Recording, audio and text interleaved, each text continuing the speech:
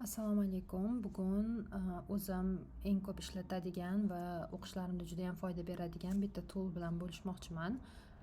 Bu endi menimcha hozir juda ham mashhur, eshitgan bo'lishinglar ham mumkin. Ya'ni Notebook LLM Google tomonidan ishlab chiqarilgan va xuddi mana shu link orqali kirsanglar bo'ladi va shu ko'rinishda turibdi. Xo'p, demak, biza yangi notebook yaratamiz bu yoqda. Deylik, nomi IT Forensics degan fanim uchun menga kerak. To'g'rimi? Xo'p, endi bunga nom qo'yganimizdan keyin demak bo'ldi va mana bu xullas ko'rinishda bo'ladi. Endi demak, birinchi o'rinda bizda chap tarafga qarasak, nimagadir hali ham untitled notebook bo'lib turibdi, hali o'zgarmadi, shuning uchun bu yoqdan o'zgartirsak bo'ladi va add sources degan narsa turibdi. Ya'ni bu yoqda siz o'sha bitta fandan tutgan xuddi daftardek foydalansangiz bo'ladi va unga har xil o'sha prezentatsiyalar bo'lishi mumkin o'sha fandan yoki kitob, xuddi shunaqa narsalarni qo'shsanglar bo'ladi. Keyinchalik bemalol xuddi ChatGPTga o'xshab savol berish uchun yoki bo'lmasa veb-sayt, YouTube linklarni qo'ysanglar bo'ladi yoki Drive'ni upload qilsanglar bo'ladi yoki qanaqadir tekst. Demak, menda fayllar bor, xuddi shu professorimni prezentatsiyalari bor. Demak, xuddi shu fandan hamma prezentatsiyalarni, demak, har bitta chapterni qo'shaman va upload qilaman. Xo'p, endi bu biroz vaqt ketadi upload bo'lishiga va xuddi shunaqa bu yoqda yana rekomendatsiyalar turibdi. Buni ignore qilsak ham bo'ladi. Yoki mana shu sourcelarni o'zi rekomendatsiya qilgan, o'zi tavsiya qilgan sourcelardan ham qo'shsak bo'ladi. Hozircha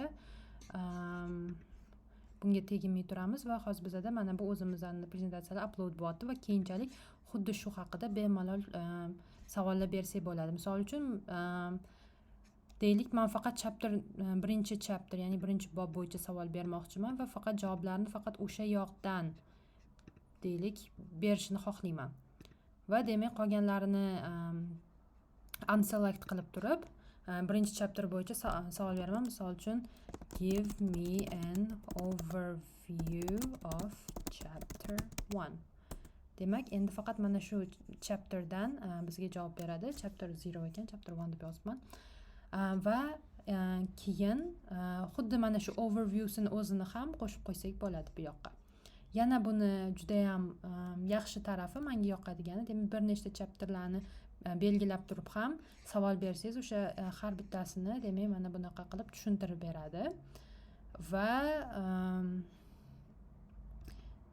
deylik, menga misol uchun give me an exam ready summary of 2 chapters.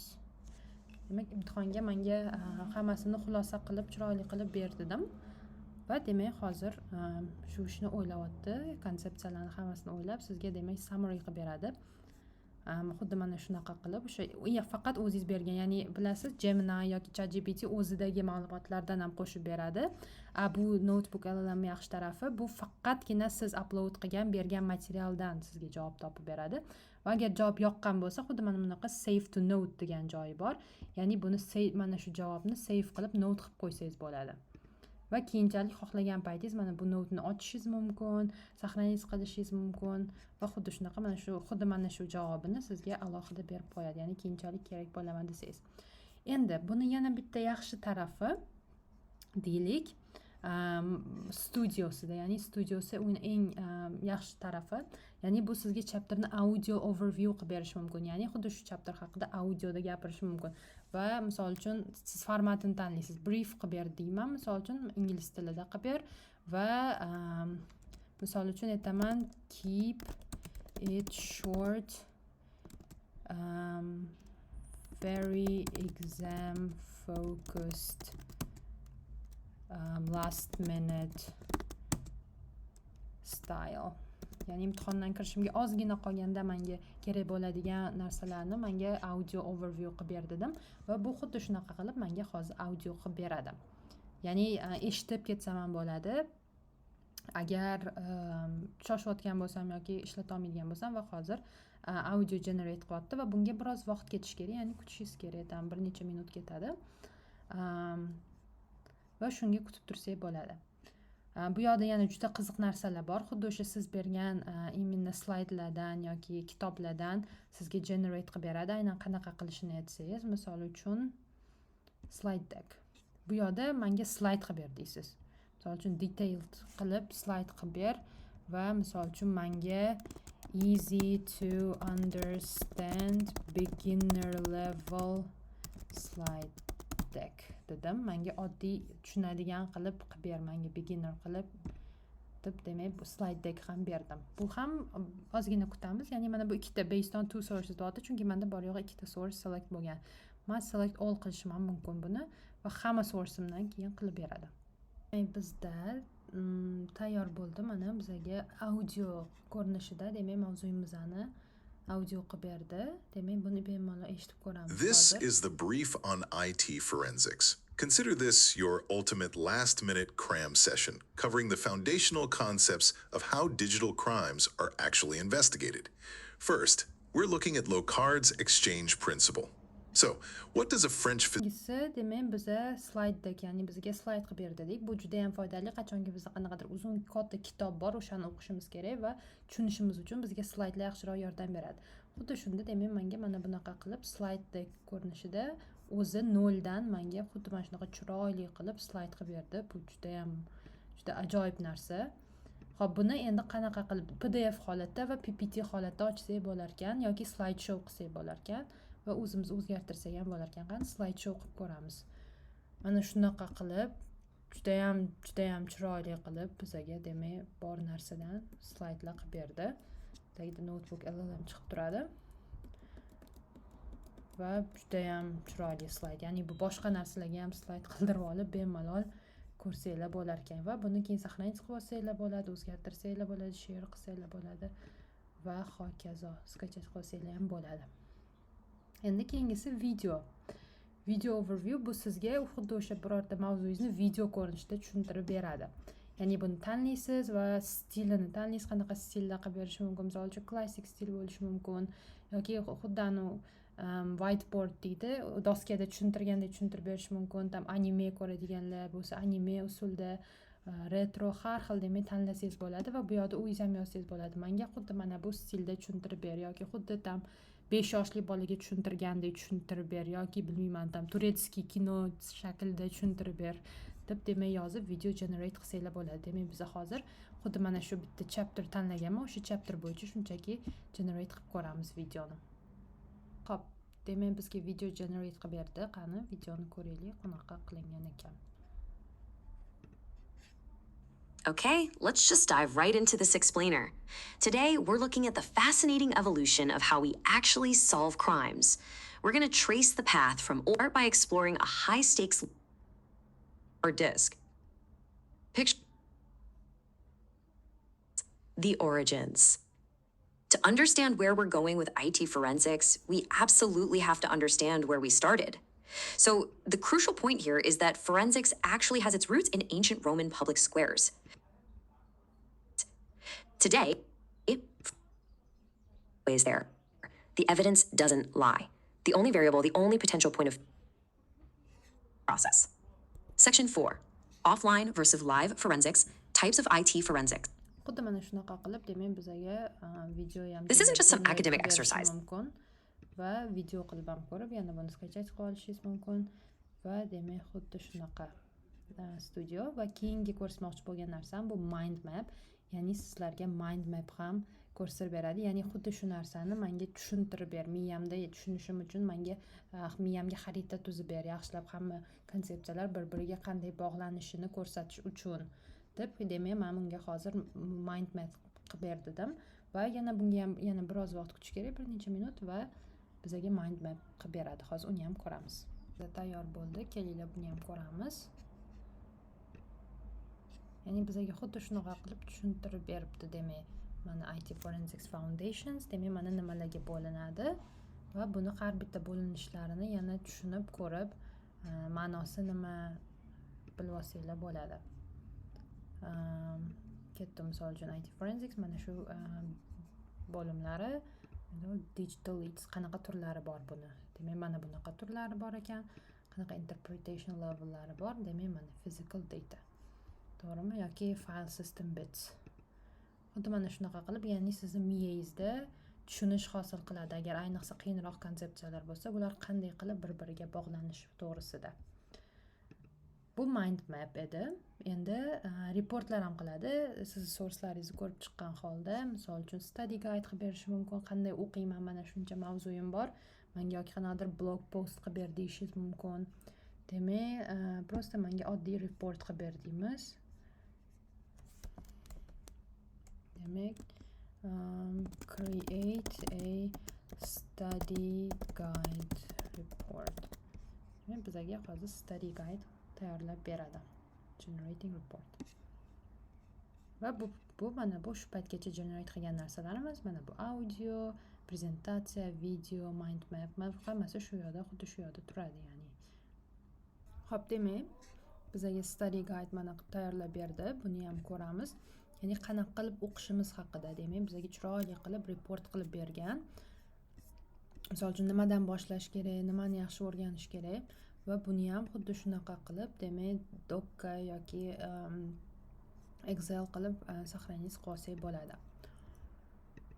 Xo'p, keyingi ko'rsatmoqchi bo'lgan narsam bu flashcards. Men o'zim juda ko'p foydalanaman, ya'ni shu mavzu bo'yicha flashcards tuzamiz. Ya'ni nimaga hozir 330 taga bir marta bossangiz, ya'ni sizga birdaniga generate qilib tayyor qilib beradi. Agar mana bu belgichani bossangiz, imminni qanaqa qilishni ham so'rashingiz mumkin. Misol uchun osonroq qil, qiyinroq qil yoki mana bunaqa, imminni mana bu mavzu bo'yicha qil, kamroq qil kartalarni deb ham demak, bunga belgi bersangiz bo'ladi. Men shunchaki oddiy generic standart tanladim. Demak, buni mana tayyor qilib berdi bizga. Endi flashcardlarni ham ko'ramiz. Flashcard qanaqa ishlashini aytganman, ya'ni sizga savol beradi va o'zingiz o'ylab javob berasiz va bir marta ustiga bossangiz, orqasida mana javobini berib turadi. Endi to'g'ri topgan bo'lsangiz, demak, to'g'ri topdim deysiz. Noto'g'ri topolmagan bo'lsangiz, misol uchun javobim course of law turibdi, siz buni bilmadingiz, demak, noto'g'riga bosasiz. Va hamma shu savollarni qilib bo'lganingizdan keyin sizga mana shuncha to'g'ri, shuncha noto'g'ri qilding dedi. Menga hozir 44 ta flashcard qilib berdi. Aynan mana shu bitta chapter, bitta bo'limdagi mavzulardan hammasidan kerakli shu atamalar, terminlar hammasi bo'yicha. Va endi agar men topolmaganlarim bo'lsa, keyingi safar faqat topolmaganlarimni qilishim mumkin. Ya'ni bu ham o'qishda juda foydali narsa. Xo'p, keyingisi quiz, ya'ni sizga quiz qilib beradi. Bu ham xuddi shunaqa, ya'ni o'zingiz test yechasiz. Mana quiz menga generate qil dedim. Buni ham xuddi mana shunaqa o'zgartirsangiz bo'ladi. Oson qiyinligini, nechta savol bo'lishini, misol uchun 30 ta savol ber yoki test bo'lsin, ABCD variantlari bo'lsin yoki unaqa bo'lmasin, mana bunaqa bo'lsin. Mana bu faqat muhim konsepsiyalarga faqat e'tibor ber. Mana 30 ta savol bo'lsin. Xuddi shunaqa qilib, ya'ni o'zingiz yozsangiz bo'ladi va shunga qarab sizga demak quiz qilib beradi. Buni ham bir necha minut kutishingiz kerak va keyin xuddi o'sha imtihonga tayyorlanib quizni bemalol yechsangiz bo'ladi. Mana bizda tayyor bo'ldi quizimiz. Demak, qani ko'ramiz. Demak, mana quiz chiqdi. Mana demak bizda savol, demak, men deylik bitta javobni belgilayman va noto'g'ri ekan, demak javob C ekan. Demak, explain desangiz bo'ladi. Agar tushunmagan bo'lsangiz, nimaga bu javobligini tushuntirib beradi sizga. Agar tushungan bo'lsangiz, demak, next ni bosasiz va agar juda javobiga qiynalsangiz, hint, ya'ni sizga podskaska beradi. Demak, mana bu hint ekan. Keyin shunga qarab yana javobni tanlab, tam to'g'ri yoki noto'g'riligini bilishingiz mumkin. Demak, mana to'g'ri javob. Ya'ni xuddi shunaqa ko'rinishda demak biz quiz yasaymiz. Keyingisi infografik. Bu ya'ni infografika qilib beradi sizga, ya'ni xuddi o'sha misol uchun mana bu stilda qilib ber deydi. Yana o'sha mavzuyingizni tushuntirib beradi, yaxshilab har xil vizual ko'rinishda, sxemalar yordamida yoki yana boshqa narsalar yordamida sizga demak o'sha bergan mana shu mavzudan, misol uchun ikkita mavzu tanlasam, ikkita mavzu bo'yicha menga infografika qilib berar edi. Bu shu paytgacha mana generate qilgan narsalarimiz. Ya'ni mana shu aynan studio juda ham foydali. Ayniqsa o'qiyotganda o'zimizni test qilib ko'rmoqchi bo'lsak yoki boshqa narsa bo'lsa. Infografika qilib berdi. Demak, buni ham ko'ramiz. Va ya'ni xuddi mana shu ko'rinishda, demak, bitta mavzuyimizni bitta qilib, chiroyli qilib demak nimalarga bo'linadi, mana asosiy prinsiplari mana bu keyingi chapter mana bu haqida gapirgan, demak bu ya'ni xuddi shunaqa bitta ko'rganda shundoq tushunarli qilib sizga vizual ko'rinishda yana buni ham tushuntirib bergan. Xo'p, bu ham demak foydali. Bu funksiyasini ishlatib turaman va oxirgi funksiyasi bu data table, ya'ni sizga ma'lumotlarni o'sha jadval ko'rinishida, ya'ni jadval tarzida sizga chiroyli qilib bitta jadvalga solib beradi. Buni keyin Excelda yoki boshqa joylarda ham ishlatsangiz bo'ladi. Men to'g'risini aytadigan bo'lsam, bu funksiyasini uncha ham ko'p ishlatmayman. Lekin misol uchun hozir ko'rsataman sizlarga ham qanaqa ishlashini. Balki menga hali uncha kerak bo'lmagan, lekin kimgadir kerak bo'lib qolishi mumkin. Demak, mana bizda tayyor bo'ldi. Va demak bo'lgan mana forensics, IT forensic, ya'ni kerakli bizga terminlar va konsepsiyalar va qaysi kategoriyaga kiradi bu va demak kattaroq qilib ochib olsam, mana buni descriptioni, asosiy demak example bergan bu yoqda, ya'ni misol keltirgan, qanaqa evidence ishlatish kerak va qaysi sourcedan. Menda hozir bir donagina prezentatsiya edi, o'shaning uchun source faqat bittagina prezentatsiyadan. Agar men ko'proq prezentatsiyalar tanlaganimda hammasidan mana shunaqa narsa qilib chiqarib berardi. Bu ya'ni imtihondan oldin bitta ko'rib olishga, bitta o'qib olishga juda ham foydali deb o'ylayman. Mayli, good content deb feedback berib qo'yamiz. Va ya'ni xuddi shunaqa mana bu studiya bilan shunaqa ishlasanglar bo'ladi va bu juda ham menimcha foydali. Va mana bu yerda add note bor, ya'ni o'zingizni ham qanaqadir notlaringiz bo'lsa, professor aytgan boshqami, xuddi shunaqa qo'shib qo'ysangiz bo'ladi. Misol uchun ABCD, to'g'rimi? Va buni ham o'zingiz convert to source qilsangiz bo'ladi. Ya'ni mana bu notingizni qanaqadir olib, mana bu yerda sourcesingizga qilib qo'ysangiz va shundan savollar bersangiz ham bo'ladi. Misol uchun qanaqadir tekst bo'lishi mumkin yoki nimadir siz copy qilib olgansiz va o'shani bu yerga paste qilib foydalansangiz bo'ladi. Ya'ni xuddi shunaqa juda ham foydali narsa o'qish uchun va sizlarga ham albatta har bitta faninglarga ishlatib ko'rish tavsiya qilaman. Demak, juda ham ko'p notebooklar mana bu yerda qo'shsanglar bo'ladi. Bu faqat bitta fandan deylik, yana misol uchun boshqa fanlardan ham qo'shsanglar bo'ladi. Menda yana bitta boshqa fanimdan ham xuddi shunaqa notebook ishlatganman. Ya'ni juda ham foydali tool va o'zinglarni ishlatib ko'rsanglar qanaqaligini yozib ketinglar kommentariyada, albatta xursand bo'laman. Hammaga rahmat.